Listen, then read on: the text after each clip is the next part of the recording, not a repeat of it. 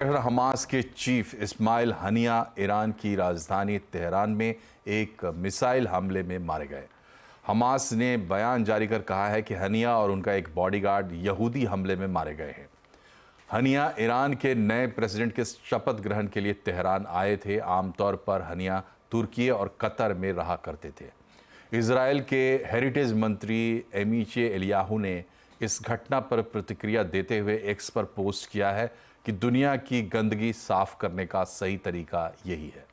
इधर ईरान ने supreme leader Khamenei ने कहा है कि इस्माइल हनिया की मौत का बदला लेना ईरान की ड्यूटी है। ईरान ने अपनी सुप्रीम नेशनल सिक्योरिटी काउंसिल की बैठक भी की है। सीरिया के विदेश मंत्री ने इस घटना को क्षेत्र में आग लगाने वाली कार्रवाई बताया है। लेबनान के हिजबुल्लाह ग्रुप ने इसे शहादत बताते हुए बदला लेने की बात कही है। वहीं चीन ने घटना पर चिंता जताते हुए इसकी निंदा की है। तुर्की और रूस ने भी इस घटना की निंदा की है। आपको बता दें कि पिछले साल 7 अक्टूबर को इजराइल पर हमास ग्रुप के हमले के बाद इजराइल ने इस्माइल हनिया को मार गिराने की शपथ ली थी। इस हमले में करीब 1200 इजरायली मारे गए थे और तब से गाजा पट्टी में चल रहे इजरायली ऑपरेशन में अब तक करीब 40,000 लोग मारे जा चुके हैं। संसद में जाति को लेकर हंगामा छिड़ गया है। कल लोकसभा में बजट पर चर्चा के दौरान बीजेपी सांसद अनुराग ठाकुर ने जाति को लेकर विवादित बयान दिया था, जिसे बाद में संसद की कार्यवाही से हटा भी लिया गया। अनुराग ठाकुर के इसी बयान को लेकर राहुल गांधी ने कहा था कि उन्हें गाली दी गई है। आज अनुराग ठाकुर के बयान को लेकर संसद के अंदर और बाहर विपक्ष बेहद आक्रामक दिखा। कांग्रेस ने अनुराग ठाकुर के बयान की निंदा की। अखिलेश यादव ने संसद के बाहर एक बार फिर जातीय जनगणना की बात की और अनुराग ठाकुर पर हमला बोला। सदन में जो शब्द का इस्तेमाल हुआ था, मुझे तो ये लगता है अनुराग ठाकुर जी को कहा गया है कि 99 बार गाली खा करके आओ आप सदन में, तब आप मंत्री बनोगे। और जाति का सवाल जिसको जानना है, बाबा साहब भीमराव अम्बेडकर जी की किताब एनिमिलेशन ऑफ कास्ट जरूर पढ़नी चाहिए। पिछले दिन बजट के चर्चा पर भाजपा के तरफ से जो बातें आए, उन बातों से समाज के दलित, आदिवासी और पिछड़ों और अल्पसंख्यकों को ठेस पहुंची, चोट पहुंची, क्योंकि समाज के हर वर्ग, चाहे दलित हो, ओबीसी हो, चाहे पिछड़े हो, चाहे आदिवासी हो, जाति जनगणना की मांग कर रहे हैं, न्याय की मांग कर रहे हैं। और उनके मांग पर कल तंज किया गया, भाजपा की तरफ से हंसी मजाक किया गया, अपमान किया गया। और दुख की बात यह है कि देश के प्रधानमंत्री शाम को अपने ट्विटर के द्वारा उसी भाषण की प्रशंसा करते हैं। वो उस भाषण की प्रशंसा करते हैं जो जाति जनगणना के खिलाफ है। बीजेपी ने अनुराग ठाकुर के बयान का बचाव किया है। केंद्रीय मंत्री प्रहलाद जोशी ने कहा है कि सदन के अंदर अनुराग ठाकुर ने किसी का नाम नहीं लिया, तो फिर विपक्ष क्यों हंगामा कर रहा है। जाति उन्होंने नहीं पूछा, जिनको जाति पता नहीं है वो जाति गणना का बात कर रहे हैं और किसी का नाम भी नहीं बोला था, तो अपने आप में क्यों लेना चाहिए। तो अनुराग जी ने वो तो ऑन दी फ्लोर इटसेल्फ उन्होंने क्लैरिफाई किया है और इनको बहाना चाहिए। और देखो, the intention is to divert the issue. संसद में जाति को लेकर क्यों छिड़ा सियासी बवाल, आज आवाज अड्डा में इस पर होगी बड़ी चर्चा। शाम 7:57 पर।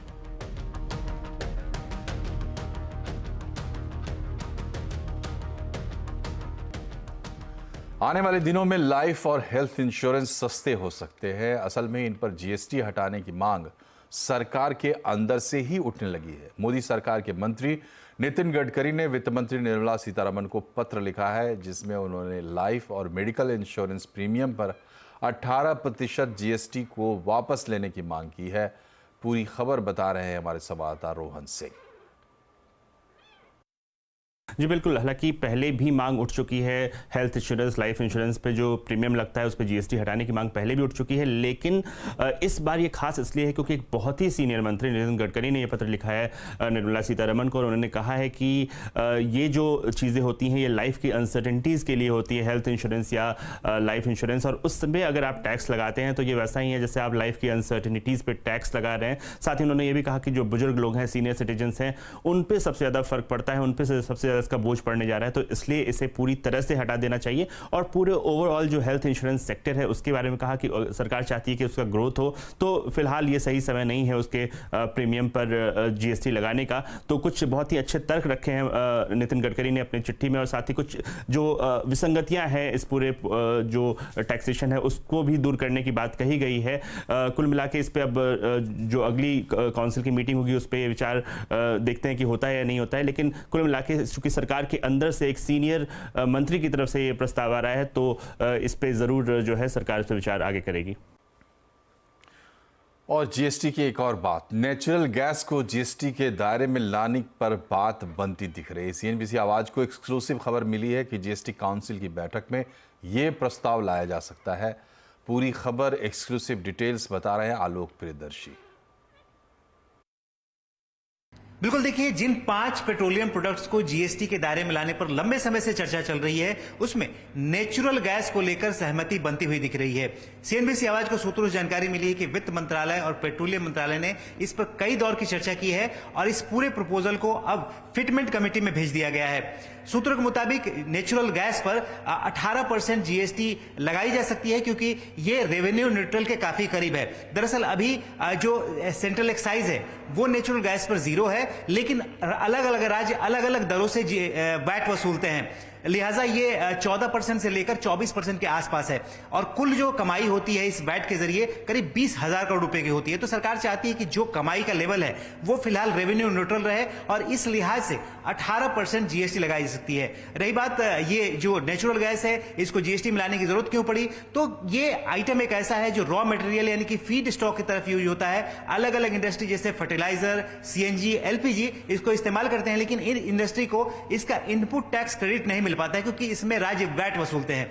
लिहाजा इन इंडस्ट्री को इससे काफी फायदा होगा अगर ये जीएसटी के दायरे में आ जाता है तो। और साथ ही साथ जो गैस की कीमतें हैं उसको कम करने में भी, खासतौर से ग्राहकों के नजरिए से भी इसमें काफी बेनिफिट हो सकता है। तो लिहाजा सरकार ने मन बना लिया है और अगली जीएसटी काउंसिल की बैठक जो अगस्त के एंड में होने वाली है, हो सकता है कि नेचुरल गैस को जीएसटी के दायरे में लाने पर चर्चा हो सकती है क्योंकि जो 2 बड़े उत्पादक राज्य हैं महाराष्ट्र और गुजरात है, इसमें गुजरात ने अपनी तरफ से हामी दे दी है। देखना होगा महाराष्ट्र का क्या रुख होगा, लेकिन तैयारी पूरी हो चुकी है नेचुरल गैस को जीएसटी के दायरे में लाने को लेकर।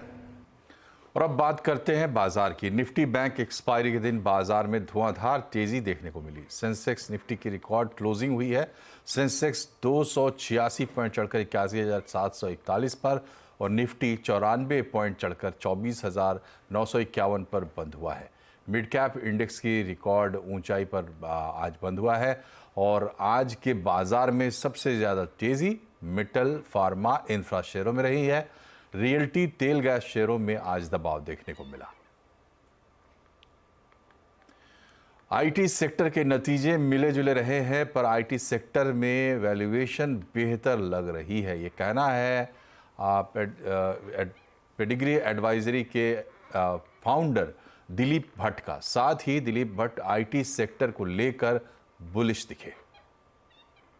आईटी में ये समझना चाहिए कि जो रिजल्ट्स आए दे वर सर्टेनली मिक्स्ड, लेकिन इतने भी ऐसे कोई नहीं थे जहां पर जिस तरह से इसका नेगेटिव पिक्चर और परसेप्शन पेंट किया गया था उसके मुकाबले में बहुत ही ठीक आ गए। और अगर हमने ओवरऑल उनके कांस्टेंट करेंसी ग्रोथ को देखा, वॉल्यूम को देखा और अगर हमने मार्जिन्स को भी देखा तो मुझे लगता है कि शायद even if the scenario does not improve, ये जो करंट जो परफॉर्मेंस है that itself is not bad at all. जहां तक आईटी कंपनीज का सवाल है, मैं अभी भी कहूंगा कि फ्रंट टाइम में HCL टेक अच्छा लग रहा है, उसके ऊपर ध्यान देना चाहिए। विदाउट एनी डाउट इन्फोसिस तो रहेगा ही। और मैं कहूंगा मिड कैप्स में अगर हम देखें तो शायद ये Tech Mahindra will still a lot of scope to go ahead। अब जिस तरह से जो नए मैनेजमेंट आ गए हैं इन्फोसिस से, और देखने को मिल रहा है कि जो कुछ भी करेक्शंस कर रहे हैं, जो कुछ भी स्टेप्स उठा रहे हैं, we are getting to see in the performance.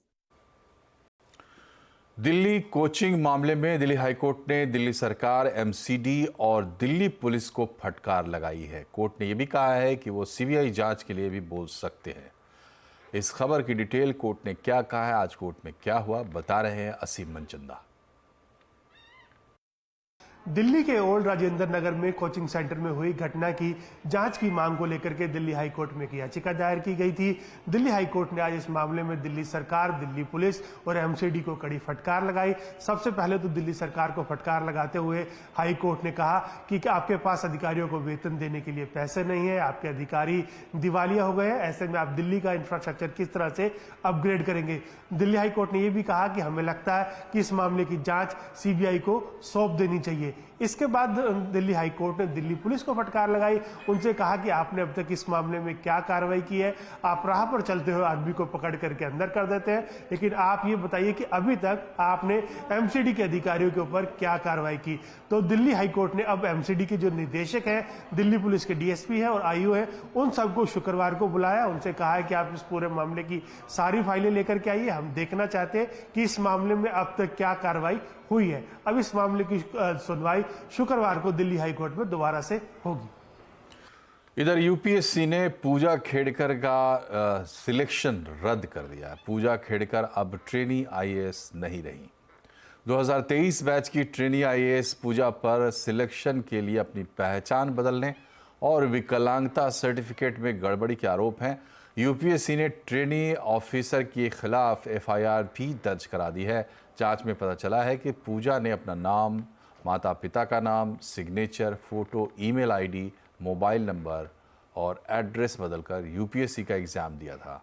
UPSC ने पूजा को नोटिस जारी कर सिलेक्शन कैंसिल करने को लेकर जवाब भी मांगा है, मगर पूजा ने जवाब नहीं दिया।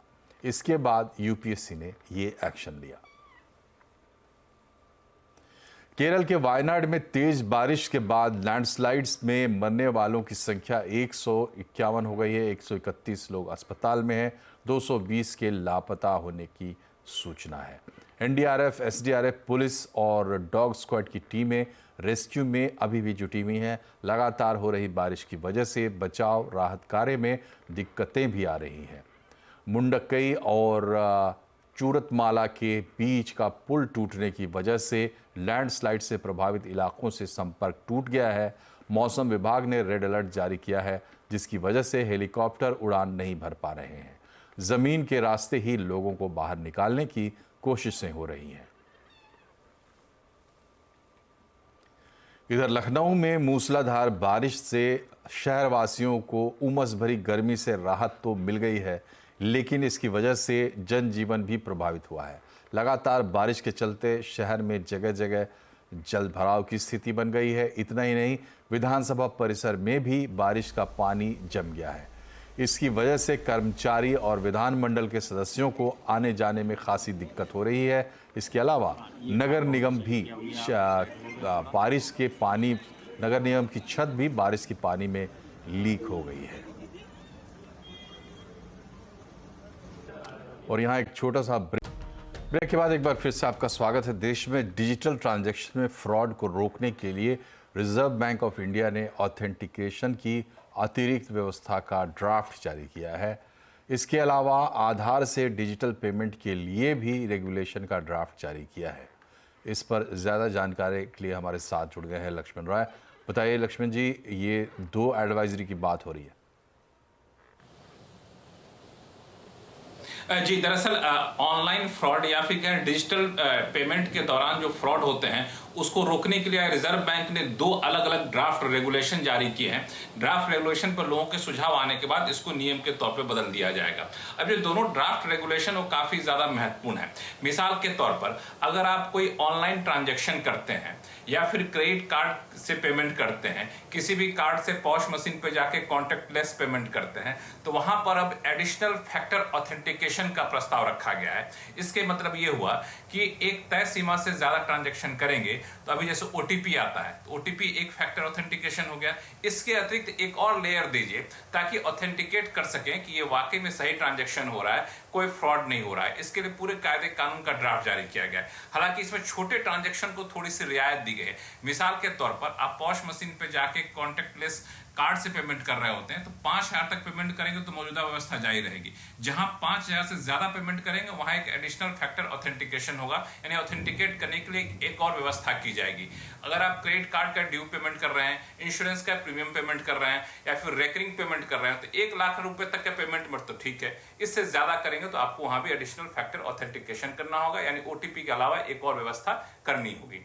इसी तरीके से आधार से आप जो पेमेंट की व्यवस्था की गई है उसमें कहा गया कि जो जो बैंक आधार से पेमेंट करने की सुविधा जिस वेंडर या पेमेंट गेटवे को दे रहे हैं उसका आपको KYC करना होगा, उसकी मौजूदा व्यवस्था दुरुस्त करनी होगी। अगर 6 महीने तक उस वेंडर से कोई पेमेंट नहीं आया है तब आपको दोबारा से KYC करना होगा। ये इसलिए किया जा रहा है क्योंकि आधार के जरिए होने वाले पेमेंट में कोई फ्रॉड ना हो सके, उसको पुख्ता किया जा सके। फिलहाल ये दोनों ड्राफ्ट है, लोगों की राय मांगी गई है, राय आने के बाद इसको कानून के तौर पर, नियम के तौर पर बदला जाएगा।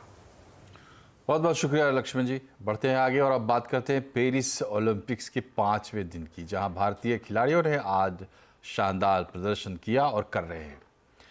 एक और मेडल भारत के लिए पक्का हो गया है। भारतीय महिला स्टार बॉक्सर लवलीना बोरगोहेन ने क्वार्टर फाइनल में जगह बना ली है। Star badminton player PV Sindhu और लक्ष्य सेन ने बैडमिंटन के प्री क्वार्टर फाइनल में एंट्री ले ली है। श्रीजा अकुला ने महिला टेबल टेनिस में प्री क्वार्टर फाइनल में जगह बना ली है।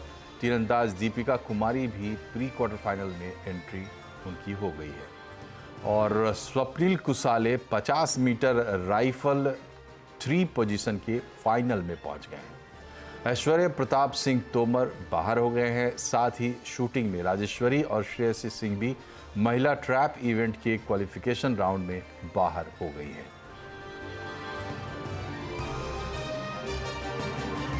और अब आपकी स्क्रीन पर मेडल टैली, जिसमें सबसे ऊपर चीन, जापान, कोरिया, ऑस्ट्रेलिया और इसके बाद अमेरिका, फ्रांस और इटली का नंबर है।